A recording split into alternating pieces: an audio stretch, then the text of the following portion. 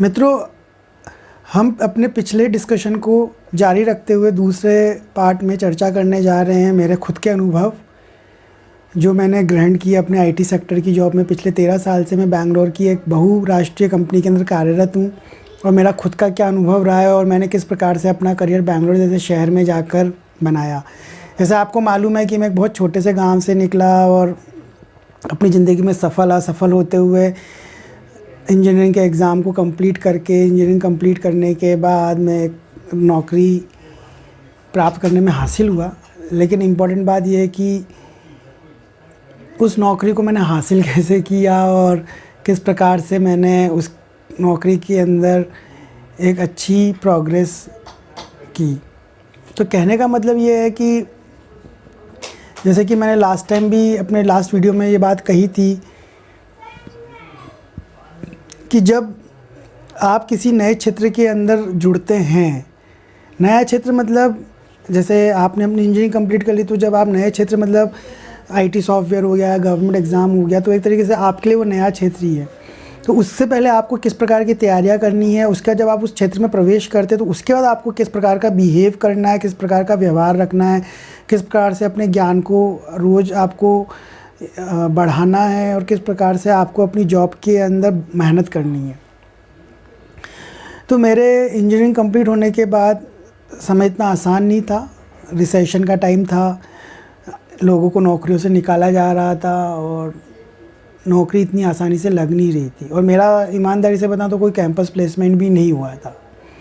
तो मैंने क्या किया, मैंने फिर भी हिम्मत नहीं आ रही, मैं एप्टीट्यूड और एटीट्यूड की तैयारी करता रहा। उसके लिए बाज़ार में बुक्स अवेलेबल हैं, जैसे आर एस अग्रवाल या एस चांद, और इंग्लिश की भी बहुत सारी बुक्स अवेलेबल हैं जिनके में आप पढ़ के अपने एप्टीट्यूड, एटीट्यूड और लैंग्वेज की प्रिपरेशन कर सकते हैं।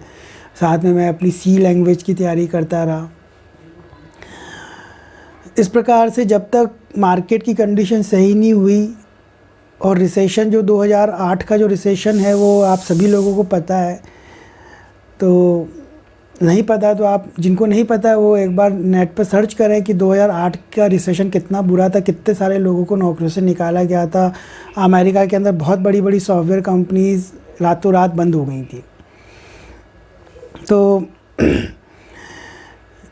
जब मैंने इंजीनियरिंग कंप्लीट की तो 6 महीने तक और इवन दो 1 साल तक मैं गवर्नमेंट एग्ज़ाम की ही प्लानिंग में लगा रहा कि मैं राजस्थान में कहीं सेटल हो जाऊं, लेकिन दुर्भाग्यवश मेरा ऐसा कोई सिलेक्शन हुआ नहीं और इसलिए मुझे बैंगलोर जाना पड़ा, जहां पे जाके मैंने ऑफ कैंपस जॉब सर्च करना स्टार्ट किया। जैसे कि मैंने बोला, ऑफ कैंपस जॉब सर्च करने में बहुत स्ट्रगल होता है और उस स्ट्रगल के अंदर मैंने बहुत सारी चीज़ों को सीखा, समझा और बहुत अच्छे कॉन्टैक्ट्स बनाए। लेकिन सबसे इम्पोर्टेंट चीज़ जो थी वो ये था कि मैंने हमेशा अपना मोराल हाई रखा और मैंने अपना व्यवहार हमेशा विनम्र रखा, जिससे मैं लोगों से सीख सका। तो हुआ ये कि जब 2007 में इंजीनियरिंग करके मैं 1 साल बाद मतलब सन 2008 में जब बैंगलोर पहुंचा, तब वहाँ पे जॉब नाम की कोई चीज़ उपलब्ध ही नहीं थी। रिसेशन अपने पीक पे चल रहा था। शुरू में कुछ कॉल्स आए जिनमें पहले राउंड 2 राउंड या ऐसा क्लियर होता था, उसके बाद वहाँ से कोई जवाब नहीं आता था। धीरे धीरे कॉल्स आना भी बंद हो गए और समय ऐसे ही निकलता चला गया। तो मैंने वहाँ पे जाने के बाद ये सोचा कि क्यों ना कुछ ऐसा एडिशनल कोर्स किया जाए जिससे मैं अपने स्किल्स को अप टू डेट रख सकूं और साथ में जब भी मार्केट की कंडीशन सही होगी तो मैं मार्केट के अकॉर्डिंग अपने आप को, कंपनी को सेल कर सकता हूं। तो मैंने बहुत सारी लैंग्वेजेस में से जावा लैंग्वेज को चुना, जो मार्केट में आज भी बहुत डिमांडिंग है, और मैंने जावा प्रोग्रामिंग सीखी। साथ में मैंने अपनी इंग्लिश पे भी बहुत मेहनत की। साथ में मैंने अपने एप्टीट्यूड और एटीट्यूड को भी बहुत सही किया, उस पर भी मैंने बहुत मेहनत करी।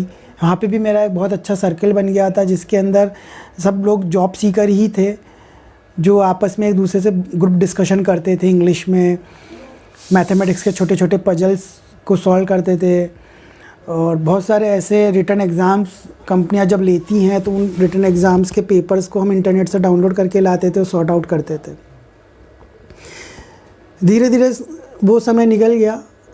इंजीनियरिंग कंप्लीट किए हुए 2 साल हो चुके थे, सन 2009 लग चुका था। 2009 भी एक्चुअली देखा जाए तो लग नहीं चुका था, ख़त्म होने को आया था। तो मेरे को इंजीनियरिंग कंप्लीट किए 2 साल हो चुके थे, मेरे पास नौकरी नहीं थी। और जब आप इंजीनियरिंग करके 2 साल तक घर पे बैठे रहते हो और आपके पास नौकरी नहीं होती है, तो आप समझ सकते हैं कि आपके ऊपर मानसिक प्रेशर कितना होता है, क्योंकि आपने इतना पैसा पढ़ाई में लगाया, इतना समय लगाया, उसके बाद आपके पास नौकरी नहीं है। खैर, लेकिन मैंने फिर भी हिम्मत नहीं हारी। मैं अपने आप से ये प्रण कर चुका था, मैंने अपने आप से ये प्रॉमिस कर लिया था कि जब तक मेरी जॉब नहीं लगेगी तब तक मैं हार नहीं मानूंगा। और मैंने हमेशा अपनी स्किल्स को अप टू डेट रखा, और इसके लिए मैं अपने परिवार को ही धन्यवाद दूंगा, जिन्होंने उन 2 साल मेरे पे पूर्णतः भरोसा रखा, मेरी बातों को स्वीकार किया, मेरे को हर प्रकार से फाइनेंशियली और आर्थिक रूप से मदद करते रहे। सन 2009 में मेरे को एक छोटी सी कंपनी का ऑफ़र मिला, जिसने मुझे मुंबई में पोस्टिंग दी, और मेरी जर्नी वहाँ से शुरू हुई। जब मैंने मुंबई में कंपनी को ज्वाइन किया तो मुंबई की ज़िंदगी इतनी आसान नहीं है, महानगर है, अब महानगरों के अपने ही एक हेडेक रहते हैं और अपना अलग ही टाइप के खर्चे रहते हैं।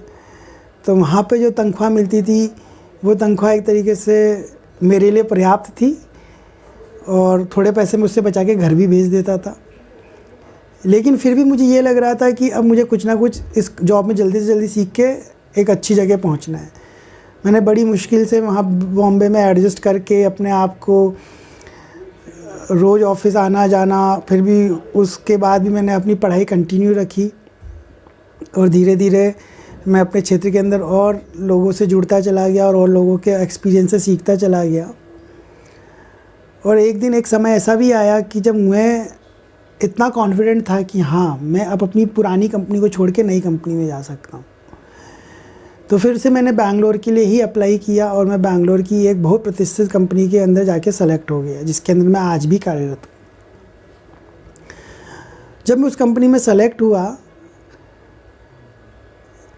तब मेरे पास जो स्किल था वो स्किल उस जॉब के लिए उतना पर्याप्त नहीं था जितना होना चाहिए। तो मेरे लिए शुरू में डेफिनेटली कुछ चैलेंजेस थे। उसके लिए मैंने अपने मैनेजर से काउंसलिंग की। उन्होंने मुझे बताया कि गौरव, तुमको क्या इम्प्रूव करना है, तुम्हारे कहाँ वीकनेसेस हैं, कहाँ पे तुमको किस प्रकार से लर्निंग करनी है, किस प्रकार से तुम इन चीज़ों को इम्प्लीमेंट कर सकते हो। तो ये सब जो चीज़ें थी, ये सब चीज़ों में गाइडेंस मुझे मेरे मैनेजर ने की, जिनका मैं आज भी बहुत थैंकफुल हूँ।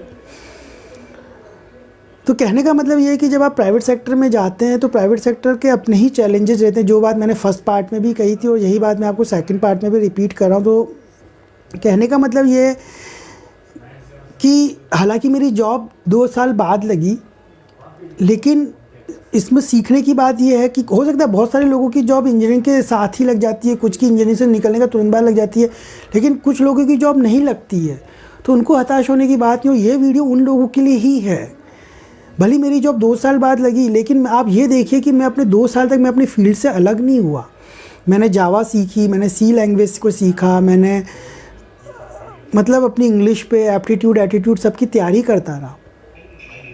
बाद में मुझे एक छोटा सा मौका मिला तो मैंने उस मौके को छोड़ा नहीं। भले वो बॉम्बे था, मुझे बैंगलोर छोड़ के जाना पड़ा। मैं बैंगलोर से वापस बॉम्बे गया। बॉम्बे में मैंने 1.5 साल उस कंपनी में काम किया। वहाँ पे भी मैं रोज़ ऑफिस जाता था, बहुत वर्क प्रेशर रहता था, फिर भी मैं अपनी पढ़ाई करता था। मतलब मैंने एक तरीके से ये समझ लीजिए कि अपनी जॉब लगने के बाद मैंने अपने आप को रिलैक्स मोड में नहीं डाला। वरना जनरली ये होता है कि आपकी 2 साल बाद नौकरी लगी, आपके हाथ में 4 पैसे आने लगे तो आप रिलैक्स हो जाते हैं।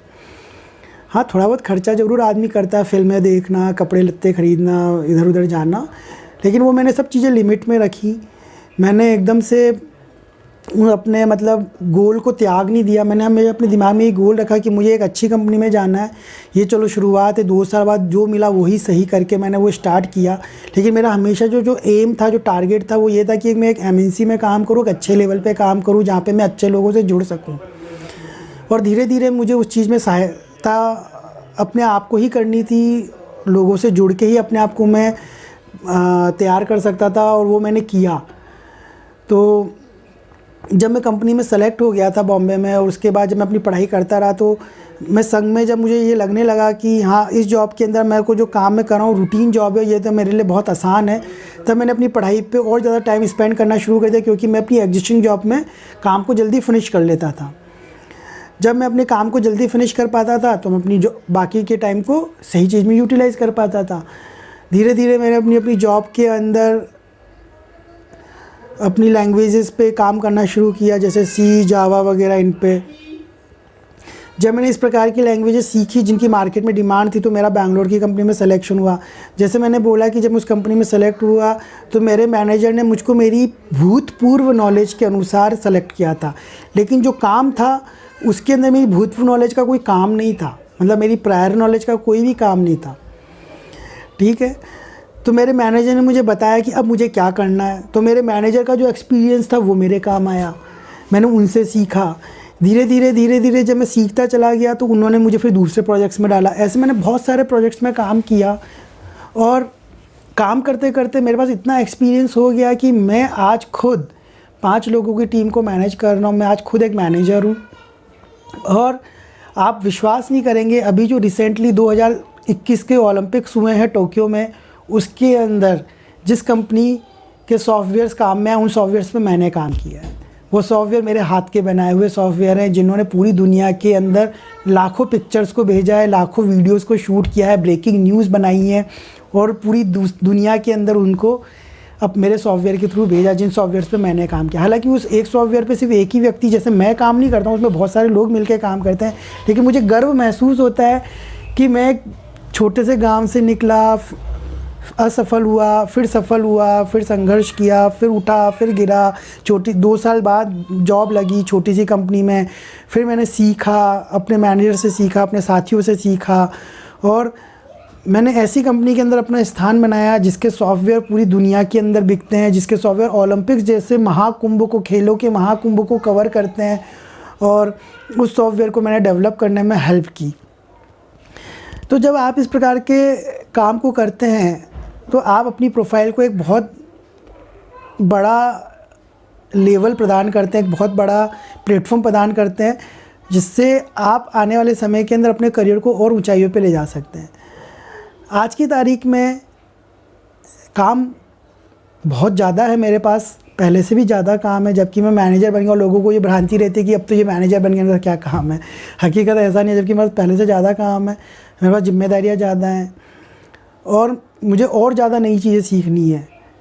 कई बार दिमाग शिथिल हो जाता है, कई बार आंखें भी दर्द करती हैं, कमर भी दर्द करती है, लेकिन इन सब शारीरिक बाधाओं को दूर रखने के साथ मानसिक रूप से स्ट्रॉन्ग होना बहुत ज़रूरी है। आपको अपनी जीवनचर्या को बहुत स्ट्रॉन्ग रखना पड़ता है, आपको अपना शरीर बहुत स्वस्थ रखना पड़ता है। इसके अलावा आप कभी ये शिकायत नहीं कर सकते कि मैं ये क्यों करूं, क्योंकि आप ही नहीं वो फील्ड चुना है, तो इसलिए आपका शिकायत का कोई ऑप्शन ही नहीं रह जाता। इसलिए आप हमेशा अपने मोराल को हाई रखें जब भी प्राइवेट सेक्टर में जॉब करनी है, क्योंकि वहाँ पे हर दिन नया है, हर दिन कुछ नया आएगा, हर दिन नया चैलेंज आएगा, हर दिन आपको कुछ नया सीखना है। तो आपको हमेशा अपना माइंड ऑफ स्टेट हमेशा पॉजिटिव रखना है। आपको कभी ये नहीं कहना है कि मैं ये क्यों करूं। अगर आप इस प्रकार का मोटो रखेंगे कि मैं ये क्यों करूं, तो आप जीवन में कभी सफल नहीं हो सकते। हो सकता है कि आप धीरे धीरे अपने करियर में पतन की ओर चले जाएं। तो आईटी सॉफ्टवेयर फील्ड है, आपको पैसा बहुत अच्छा देता है, लेकिन साथ में उसके संग बहुत जिम्मेदारियाँ, बहुत चैलेंजेस भी लेके आता है। आपको बहुत मेहनत करनी होती है, दिमागी रूप से स्पेशली आपको बहुत टाइम स्पेंड करना पड़ता है बहुत सारी चीज़ों पर। तो कहने का मतलब ये है कि प्राइवेट सेक्टर जॉब के अपने ही चैलेंजेस हैं, स्पेशली आईटी सॉफ्टवेयर के। पैसा आपको मिलेगा, लेकिन आपको ये चयन करना है कि आप एक्चुअली में करना क्या चाह रहे हैं। आईटी सॉफ्टवेयर के अंदर भी बहुत सारी चीज़ें हैं, जैसे कोई जावा डेवलपर होता है, कोई पाइथन डेवलपर होता है, कोई डेवऑप्स इंजीनियर होता है, कोई टेस्टिंग इंजीनियर होता है। इंजीनियरिंग में आपको ये सब चीज़ें पता नहीं लगेंगी, आपको ये सब पता लगेंगी जब आप कंपनी में एंटर करोगे। जब आप कंपनी में एंटर करते हो तब जाके आपको ये पता लगता है कि अरे यहाँ पे तो ऐसा भी होता है, अरे वहाँ पे तो ऐसा भी होता है, मुझे तो ये पता ही नहीं था।